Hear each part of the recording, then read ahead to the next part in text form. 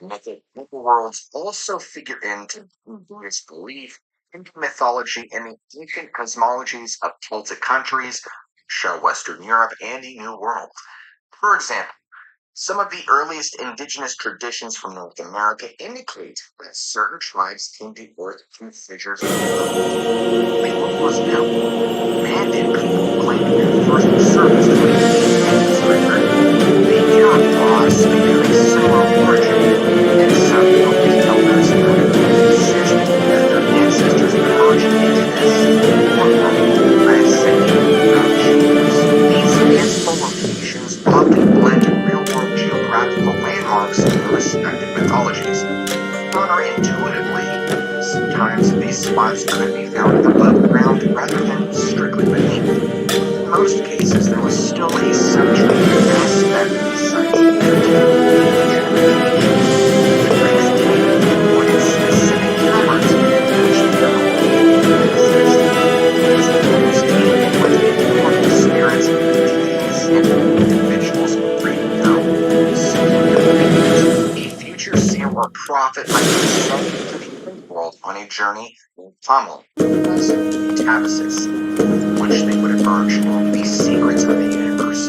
Various indigenous cultures describe similar experiences where shamanic initiates receive their instruction in the mystical arts after entering underground spaces or being kidnapped and removed by supernatural forces. The ideas gained a degree of scientific legitimacy after the proposal by none other than in 1692, the English astronomer who lent his name to Newton's comet was trying to reconcile some anomalous magnetic beings when he formulated a controversial hypothesis. Haley proposed the radical notion that the Earth's interior was hollow, starting centuries of debate.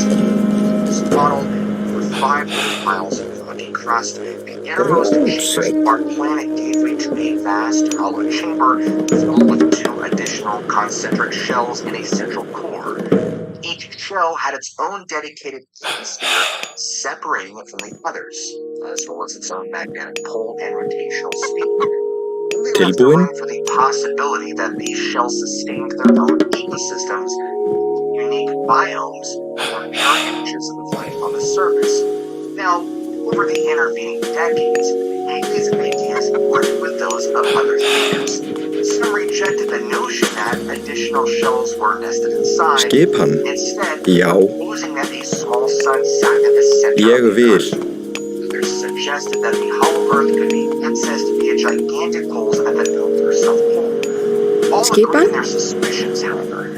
Something was going on beneath their feet. The last few frontiers left for humankind. This idea reached its fictional zenith with Jules Verne's 1860 classic Journey to the Center of the Earth. More recently, speculation surrounding the hollow Earth has flourished on the internet. Brings into prominence once again the legendary creatures Monsterverse, which reimagines cinematic titans like King Kong and Godzilla as the oldest original inhabitants of the planet, all hailing from the realm beneath our feet. As with some other aspects of conspiracy culture, the hollow Earth theory also exhibits a close association with the 20th century's worst ideologies. Hitler's fascination with the occult is well documented, and hollow Earth seems to have been no exception. Several highly placed members of the right adhere to the idea that the inner Earth could be accessed. Most times to take off when I like that snack really. Several highly placed members of the right adhere to the idea that the inner Earth could be accessed and exploited.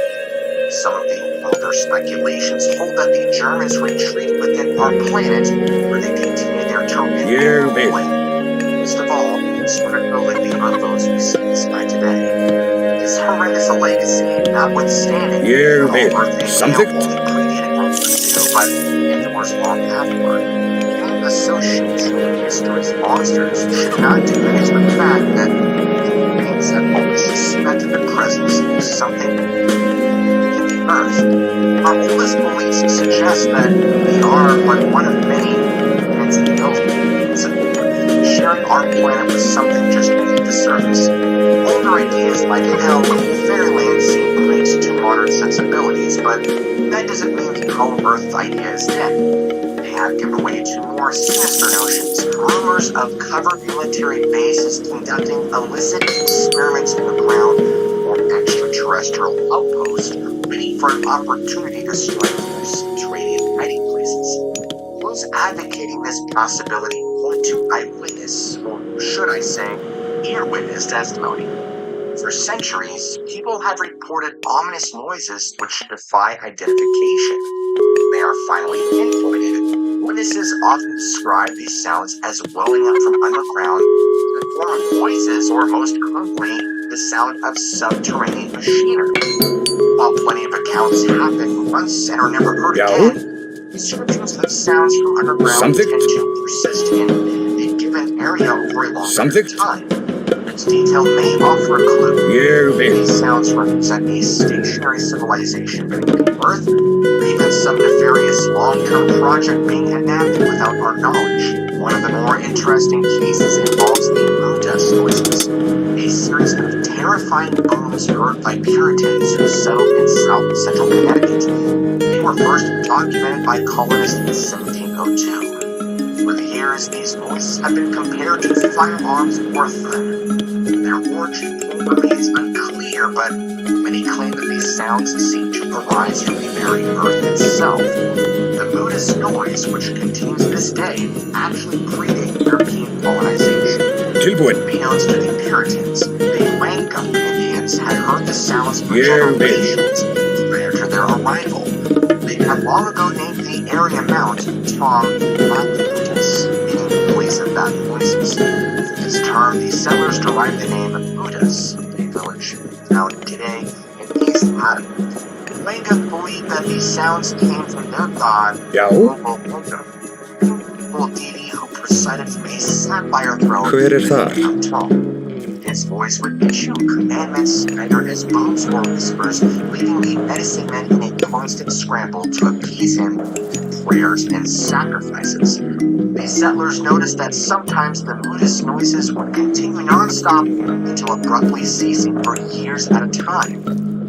Yet, for no apparent reason, activity would begin again. To explain why their frequency increased after colonization, the native population said that their god had been angered by the arrival of white men. The Puritans, on the other hand, believed it was the voice of their own god, full of righteous fury.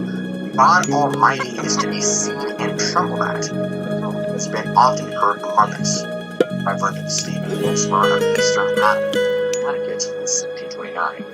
Continuing, he claimed to have himself heard 8 or 10 sounds successively and imitating small arms in the space of 5 minutes. I suppose heard several hundreds of them in 20 years, some more, some less terrible. Sometimes we have heard them almost every day and great numbers of them in the space of a year. Oftentimes I have observed them coming down from the north, imitating slow thunder, which fills the house and all that is in them. Now, according to apocryphal legend, the sounds became so infamous that King George himself dispatched an alchemist by the name of Steele to put an end to these noises. The story goes that Dr. Steele pinpointed a fossil he called the carbuncle, was supposedly the source of the noises. He set up shop in blacksmith's quarters where he focused his arcane talents on removing the carbuncle from the earth. The residents reported smoke and flames issuing from the shop on a nightly basis until Dr. Steele succeeded.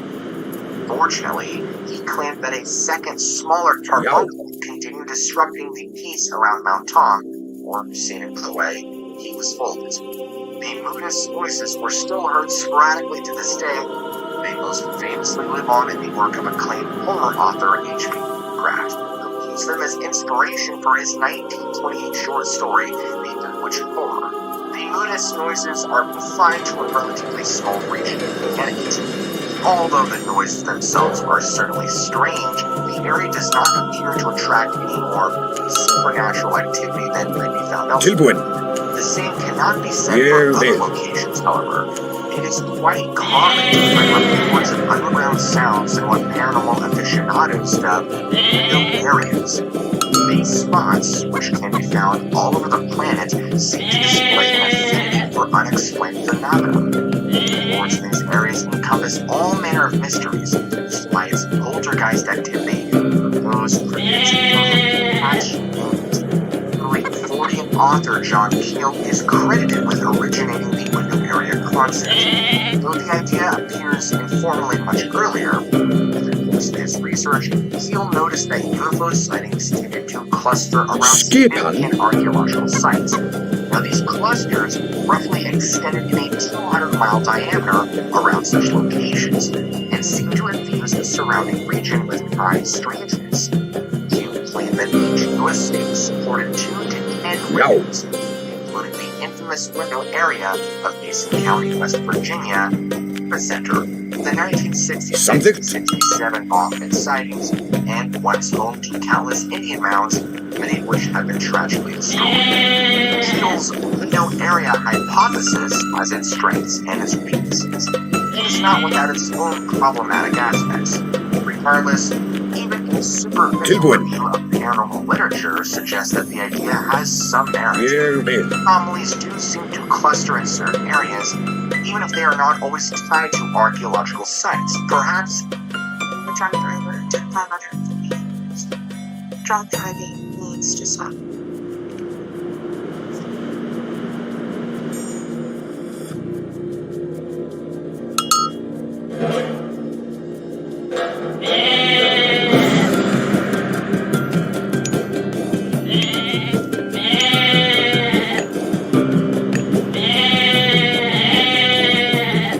the most famous window area of the entire era, the Stewart Ranch, also known more commonly as Skinwalk Ranch. This property, which sits squarely in the historically haunted Uinta Basin, has been the focus of innumerable supernatural claims since it came to international attention in the mid-1990s. Witnesses report cattle mutilations, unexplained aerial phenomena, and predictably noises coming from the baby. Yes, I know trust me, I know the Skinwalk. I've heard the Skinwalker Ranch stories, bro. Like, trust me, bro. I've heard the Skinwalker Ranch stories, bro. Trust me, bro. I've heard the Skinwalker Ranch stories,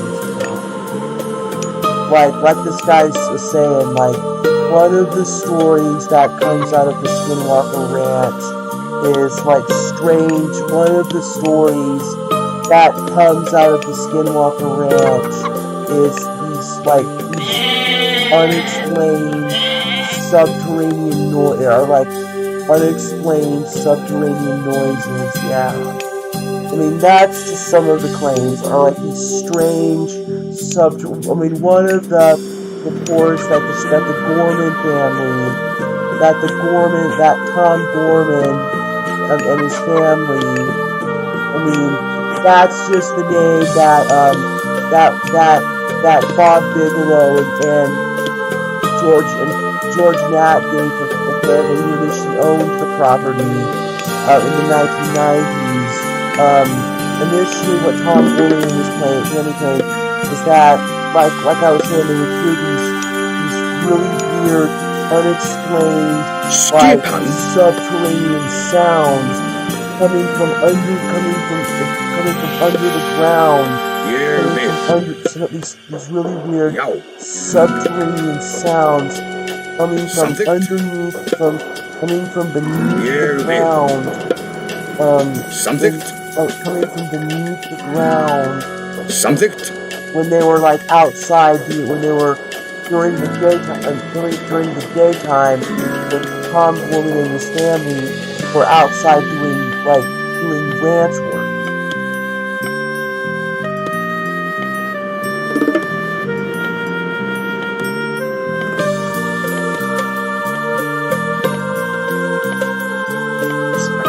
In 1994, the Sherman building was known to be distinct sounds having shivering or melting. One of the more famous examples involves a heavy voltage called an explicit tree. At the time, a friend of the family was helping dig a ditch in the ranch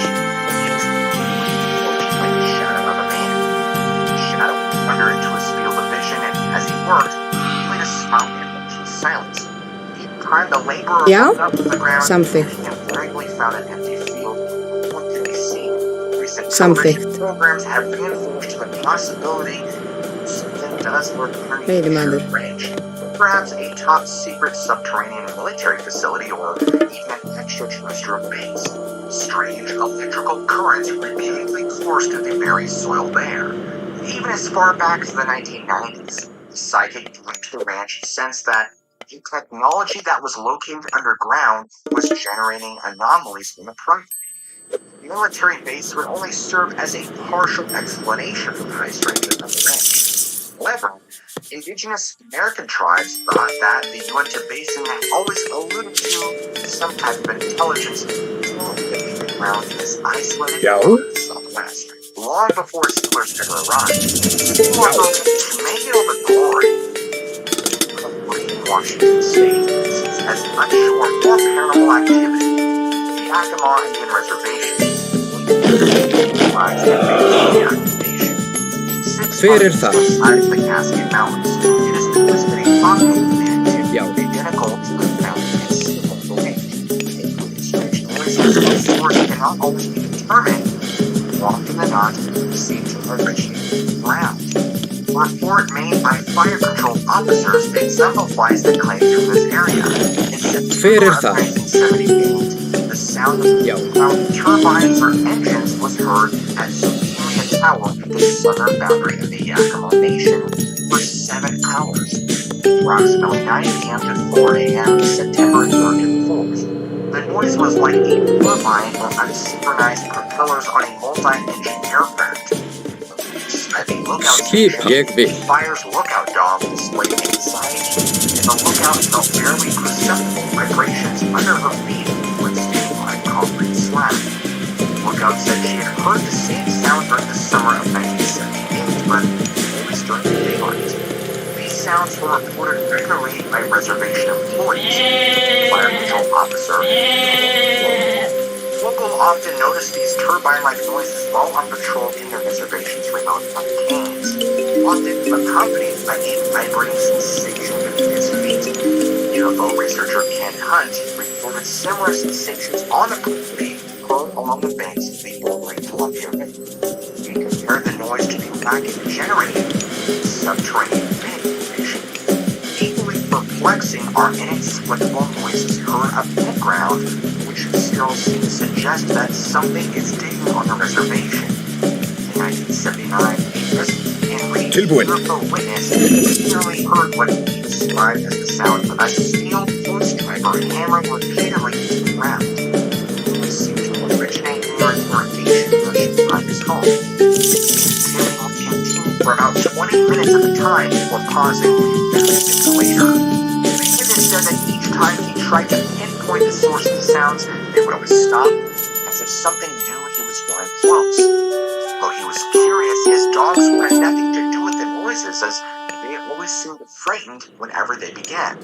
Like the Moodus noise, the sound would cease for long stretches, distance to a month before resuming once again, even in mid-winter when the ground was frozen. On these occasions, the snow around the irrigation ditch remained untouched, ruling out the possibility that a trespasser had traipsed into his backyard to dig. Residents reported other noises rising up from the earth on the reservation. Words, clicks, buzzes, the sound of an idling caterpillar over the earth mover, and even the revving of an invisible beeping engine. In addition to this incessant racket, residents on the Yakima Indian Reservation are plagued by a host of other phenomena. UFOs dart the skies in all shapes and sizes, ranging from zeppelin-like craft to gigantic fiery orange red orbs, which fire like rays of red light, poltergeist activity, and shadow people lurk in the homes. Of all, residents on the reservations report regular interactions with Bigfoot. Surprising link can be drawn between Sasquatch sightings and underground sounds. For all, many cryptozoologists speculate that the creatures dwell in a subterranean environment for hundreds of days. Plenty of sightings occur in the vicinity of abandoned mine shafts as well. First reports describe Bigfoot vocalizations and thoughts made from the surface and emanating from the noises heard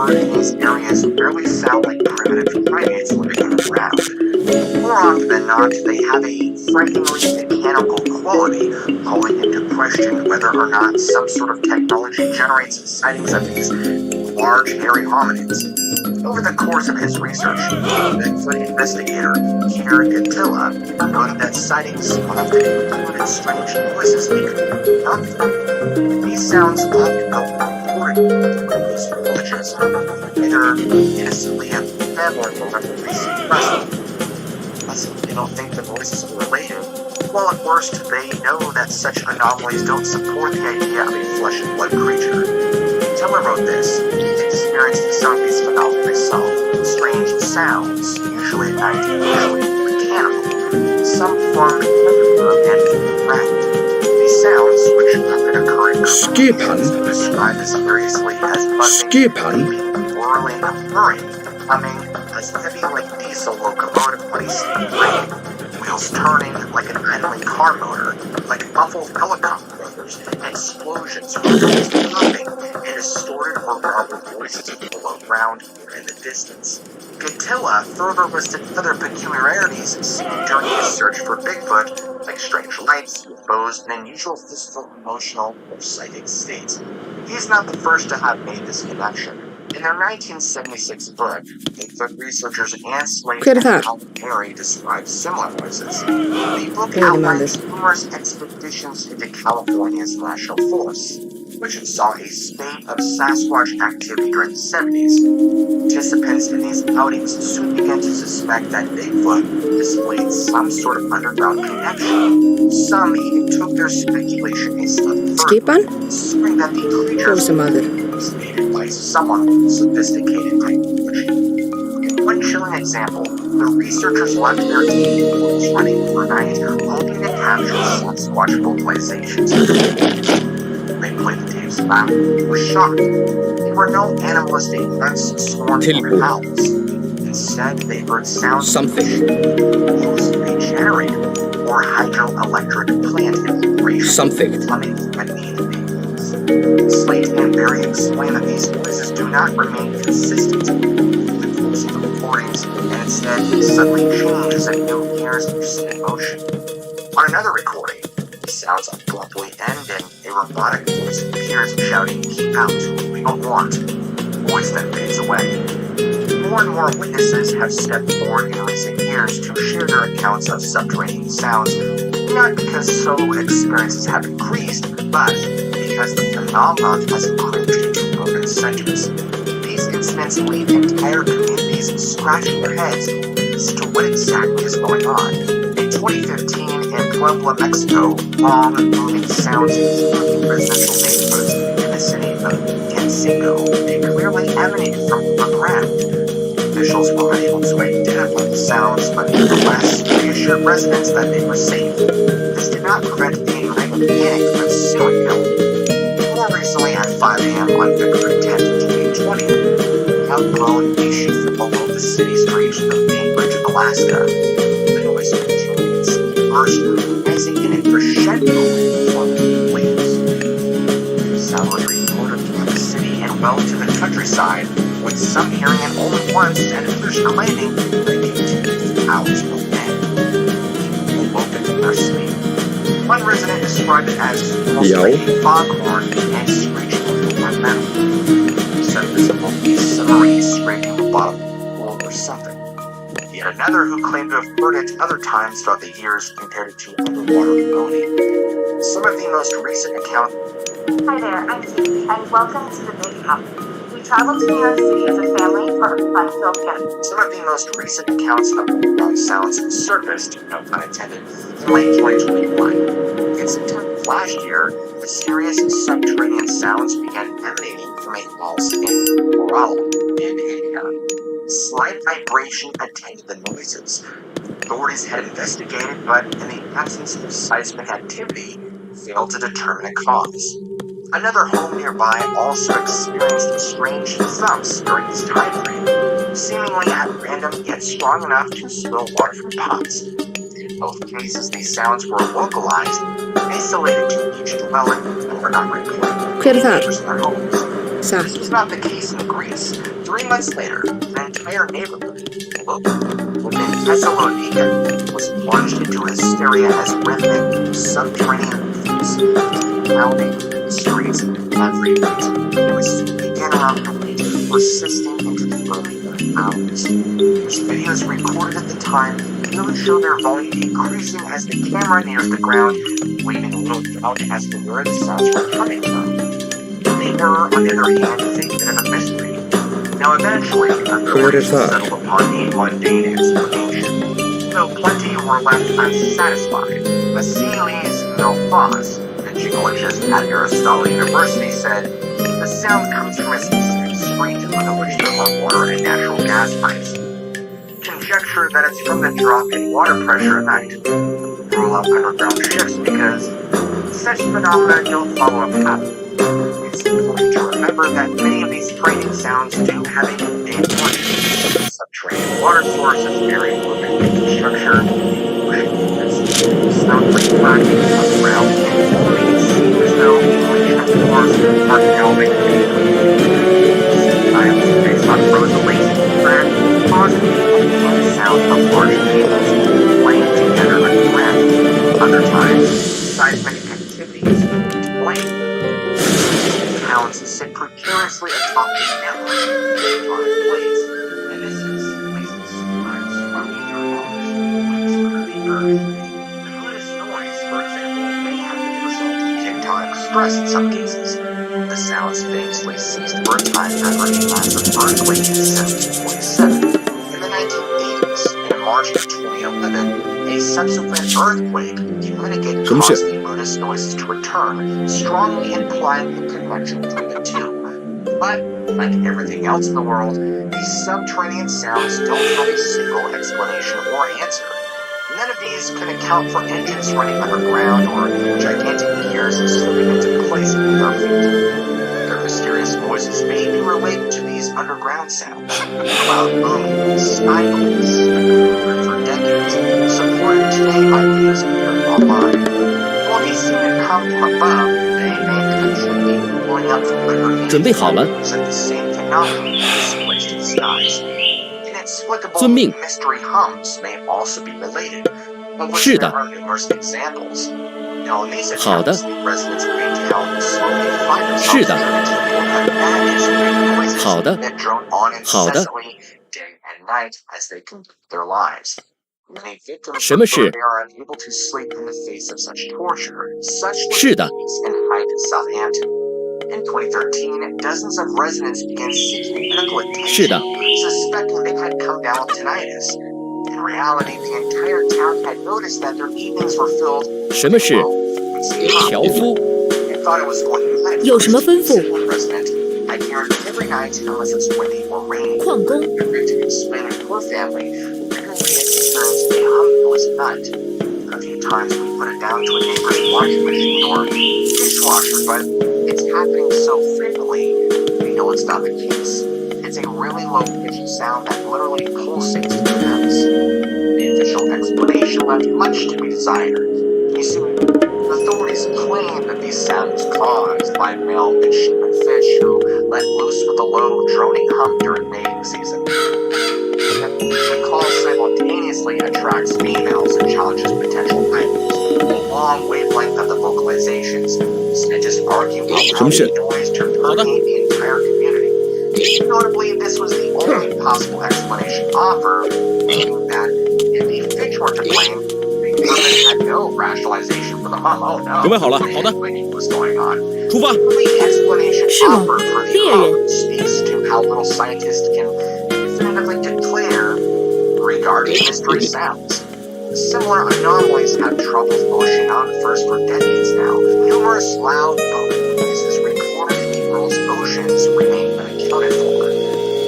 是的。 The world's deepest pools, geologists baffle as well. 樵夫。 A hole on the border of Germany and the Czech Republic stretches well over 5 miles deep. And in 2013, it became the site of a project carried out by a Dutch artist by the name Laura Kiva. Her wish was to record sounds to the lowest point she could access for an art installation. At first, the request was met with disinterest. She was told that all her recordings would come back empty 准备好了。 if they could even withstand the trip. The bottom of the hole temperatures in excess of 500 degrees Fahrenheit.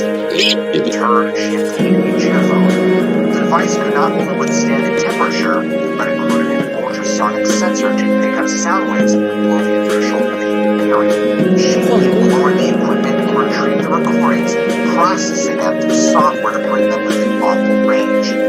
For delight and surprise, the recordings were filled with unsettling sounds, resembling everything from rolling thunderclouds to onrushing tornadoes. All the hair on my arm stood straight, and if we hear it now again, but for many times it still has the same effect on me, she said. The project was a resounding success. Scientists cannot explain what she recorded. The sounds are obviously recognizable as seismic. We began to theorize that perhaps it's simply electronic feedback from the geophone itself. In short, mysteries still exist. The skies above and the ground below. Subterranean anomalies long ago caught the attention of the UFO community, who speculate the entire alien race may threats or beneath our feet. Credit, a large number of sightings describe notable anomalies entering humans that appear to be bases embedded within mountainsides. What's more is there's no shortage of alien abduction featuring underground settings, ranging from dank, gloomy caverns to sophisticated clinical facilities. While this could serve as its own topic, there are also numerous eyewitnesses who claim that seismic disturbances erupt in the wake of UFO sightings. In some cases, these might actually be earthlights, a natural, if rare, luminescent phenomenon generated by piezoelectrical stress before, during, or after earthquakes. Since earthlights are so rare and difficult to reproduce, we are left wondering if something more miraculous is going on. Such may have been the case in an 8/30, 1987 sighting in Puerto Rico. Residents reported an enormous red fireball that buzzed above a lagoon. The next day, the southwestern portion of the island's territory was rocked by a powerful tremor and sounds of explosions filled the air. The explosions which seemed to originate from the To make matters more complex, terrestrial government facilities exist on the ground. It's not a conspiracy theory, it's fact. Some estimate that worldwide over 10,000 such facilities have been built. Presence raises innumerable questions surrounding why they are down there and, more importantly, what are they doing? The past 5 years have shown beyond a shadow of a doubt that the world's government, the United States in particular, are heavily interested in the UFO mystery. Not that there really was much to begin with. As the topic of extraterrestrial life becomes more popular, we are constantly called upon to turn our eyes to the skies. Hey, folks, be fooled. This might be the oldest trick in the book, the first lesson taught by magicians. It's the left hand business itself, and attention. Go.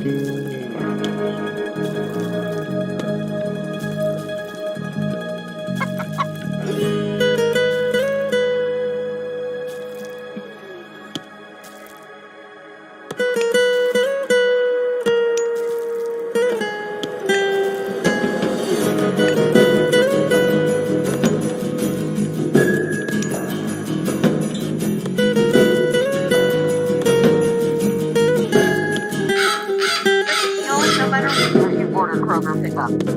Kroger, fresh for everyone.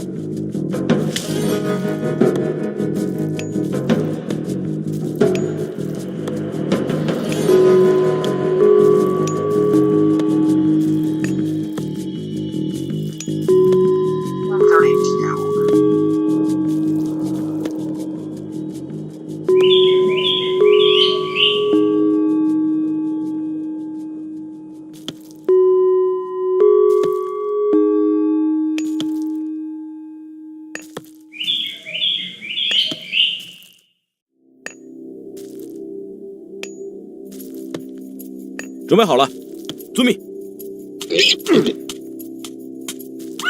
出发。遵命。出发。好的。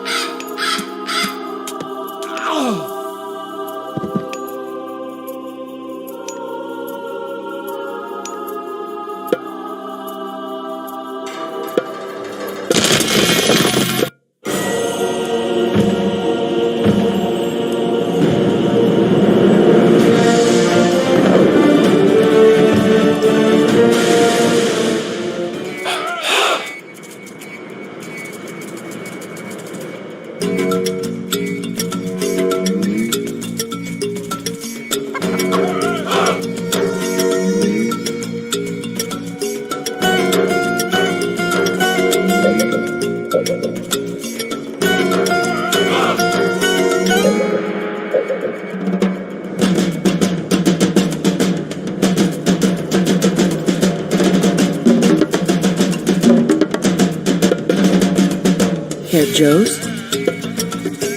Erschlossen. Osto. Mark.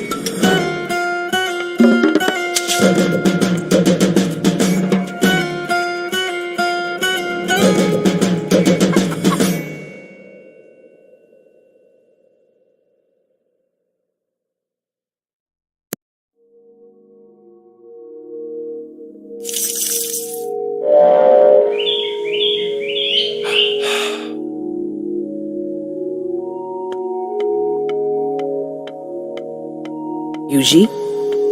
Mark.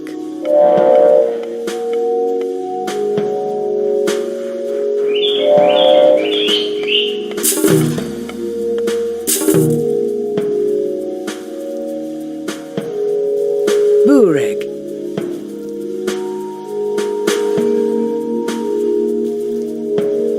Diot.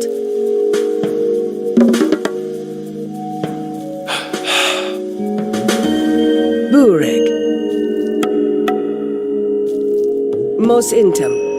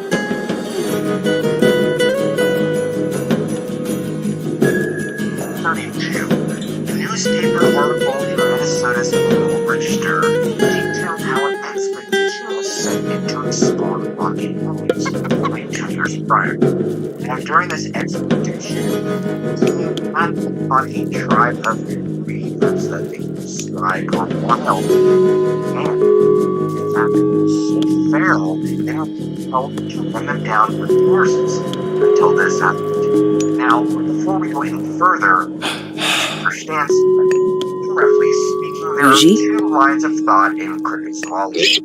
Sasquatch is a flesh and blood mammal and completely natural yet highly elusive. Sasquatch exhibits talents more supernatural than anything else in the animal kingdom. Parents to the latter theory point to a host of anomalies which don't add up to the naturalistic trackways suddenly end in the middle of open fields. Bigfoot eyes seem to glow with an internal light. The creatures managing to fit air to spot it seem to clothe themselves in a transparent shape. Witnesses describe Sasquatch as seen in the company of ghost lights, UFOs, and mysterious rips in the fabric of reality, which can be described as interdimensional portals. And one of the more controversial opinions of encountering Bigfoot is accompanied with a ghost. These superstitions can be traced back to the First Nations folklore, where certain tribes translate a creature's name as a spirit. In northeastern California, for example, one tribe believed that making eye contact with a woman can lead to misfortune or even death. These beliefs persist to this day in the tribe members, sharing one of his many sightings on a Sasquatch podcast blog, which by Tom Segan told about how he had a Bigfoot trained in his sights on his rifle, and his conscience kept him full of truth. You know the stories from your people, cursed, he said himself. If you harm or disrespect your fellow, you have to stay bad, something will happen to the family and loved ones around you. What about actual examples of Sasquatch curses? Any fully played out and have they been actively documented? The first historical record of the Sasquatch curse unfolding can be found in Minnesota's Annual Register described how the was sent to explore the Rocky Mountains. The team had upon a tribe of hairy maniacs so feral they decided to run horses. Now, for this transgression, that the expedition was through. While many of the era's explorers met with tragedy, his movements the article concludes that by declaring that of the company, 5 died by sickness, 1 by breaking a wild horse into a fallen tree, and 15 were killed by the natives, total 22. 10 of the 19 survivors are lame, some by accident. The early example comes from none other than famous American leader, Davy Crockett, in a letter addressed to Edmund Logan in 1836, documented the following. William and I were pushing through some thicket, clearing the way, and I sat down to clean my brow. I stood for a spell, watching as William made his good right progress. I moved my boots and sat with my rations, thinking the afternoon would be a fine time to lunch. As the birds whistled and chirped and I made my small inhalation, I tapped my axe on the opposite end of a felled tree as they talked. Whether it was the axe's disturbance or possibly the heat in the gray sun, which caused an apparition to slowly form before my eyes, I know not as a Christian man, I swear to you, Abe, what spirit came upon me was the shape and shade of a large man. The likes we might expect among the more bellicose and hostile native tribes of the territories, the shape formed into the most deformed and ugly countenance, covered in wild hair with small and needling eyes and large broken rows of teeth, and a height of 3 found length. I spit upon the ground they bred I was eating. The monster then addressed a warning to me. It told me to return from Texas to flee this sport and to abandon its lost cause. I began to question this, the creature spread upon the wind like the moving swirls of a big frog pond. I swear to you, Abner, whatever meat or sausage disagreed with me that afternoon, I forswore all beef and hog for a day or so after. Many, of course, suspect that Crockett was simply telling a tall tale. Either way, true or not, Crockett met his fate at army later that Buy-in. year. Buy-in. Curses may not always end in death. Sometimes people encounter Sasquatch and simply find their lives ruined. Such was the case of a young indigenous girl whose brush with Bigfoot was chronicled by anthropologist Ed Bush, now of Great Bush. The girl was aged 14 Bigfoot had abducted her from her tribe. The creature seemed attracted to beasts called virgins. The missing girl's people mounted an exhausted search for her without mounted. Once 2 or 3 years had passed, the girl returned and smelt the Sasquatch. The stench was so revolting that nobody wanted anything to do with her. Making things worse, she appeared to have lost her mind during her time with her parent cat, plunging more animalistic than human. Whether by natural or supernatural means, the result was the same. Her life was ruined and she was essentially cursed. Examples of the Sasquatch curse are worthy of their own special mention. Creek incident and the strange tale of Charlie Victor. One of the most sinister and infamous examples of the Sasquatch was Sanderson. He had the opportunity to speak with the Chinese, an indigenous family in British Columbia residing in half mile east of a settlement called Ruby Creek, dubbed the Ruby Creek incident. It constitutes one of the best examples where witnesses suffered major effects. September 1941, and her children occupied the modest homestead along western Canada's Fraser River. They were themselves rather isolated. The nearest town in notable size being the small community of Agassiz, 10 miles to the southwest as the crow flies. While George went to his job on the railroad, Jenny would watch their children as they played in the fields all over the river. Yoshi.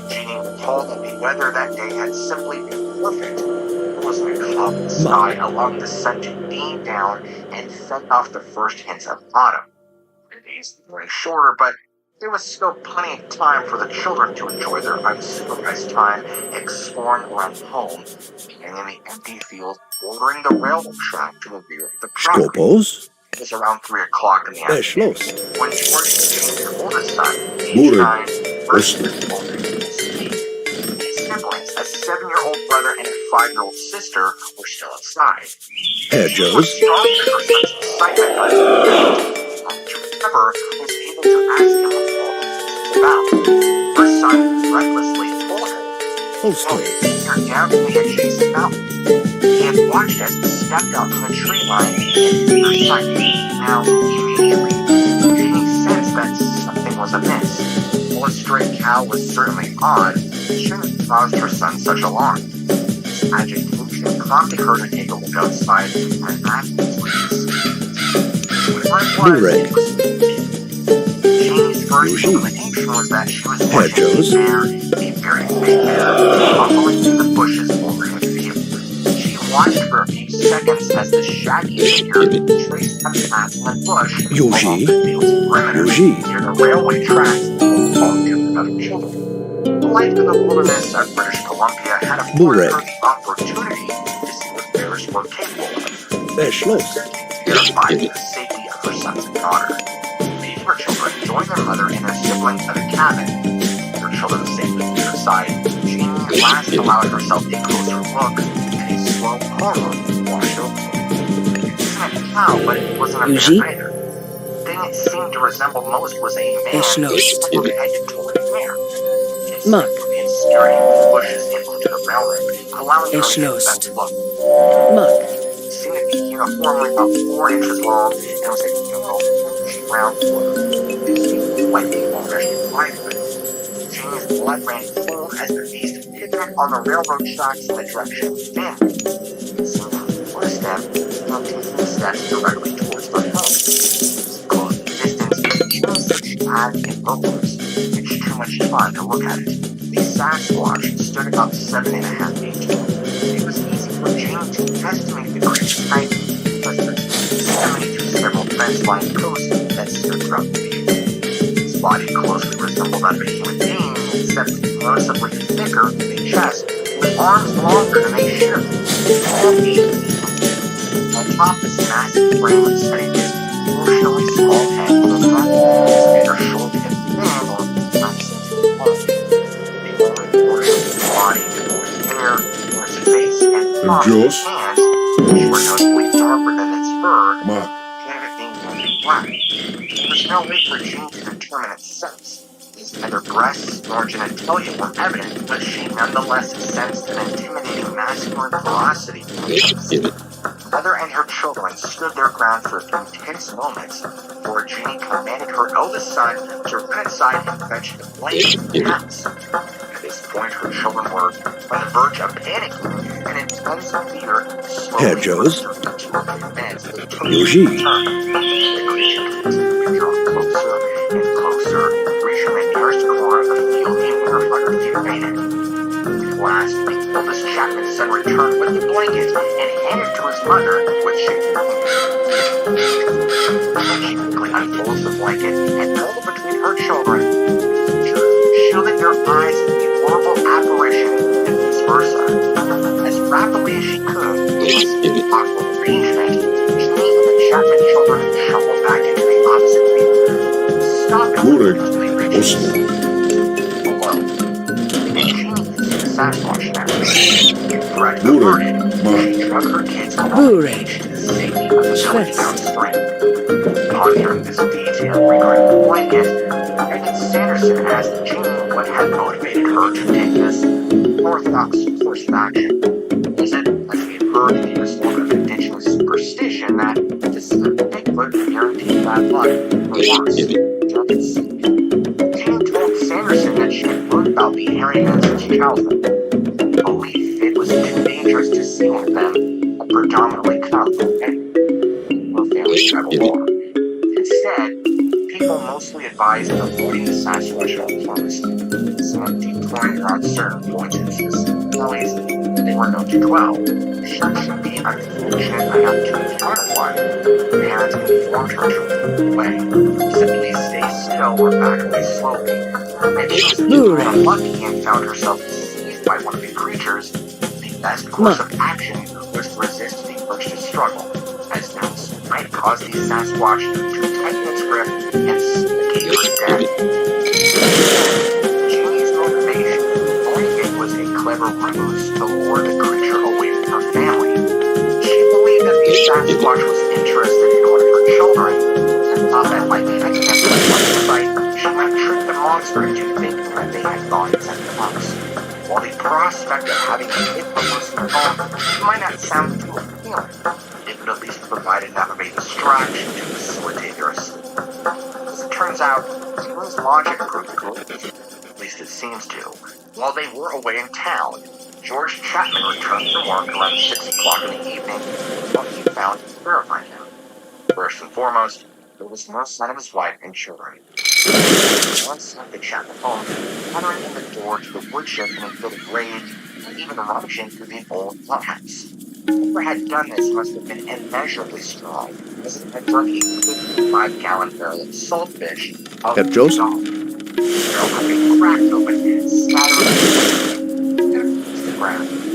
Unknown footprints crisscrossed the mud, evidence which George would later share with others in the Ruby Creek community and their own Danes. George was greatly distressed. Like his wife, he had grown up hearing stories surrounding the wild men of the mountains. He encountered the first book. Were the stories true?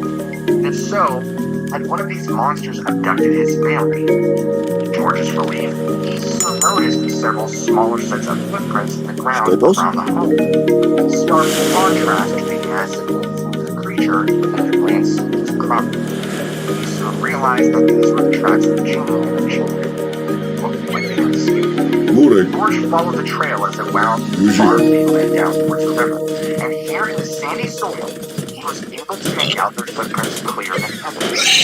But left for Joyce realized that none of the larger shoeless footprints Herr Joe's were being carried down by the water. Schwest. It sounds strange,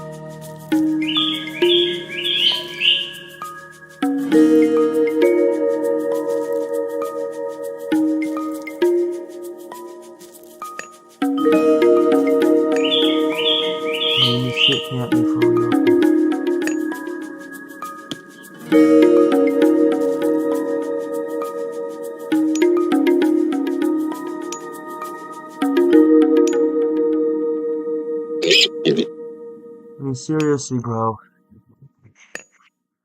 Is that shit for real? People really see this shit?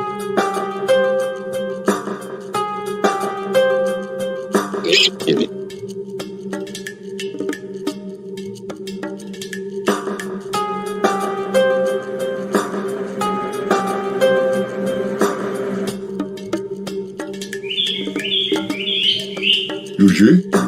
Mark.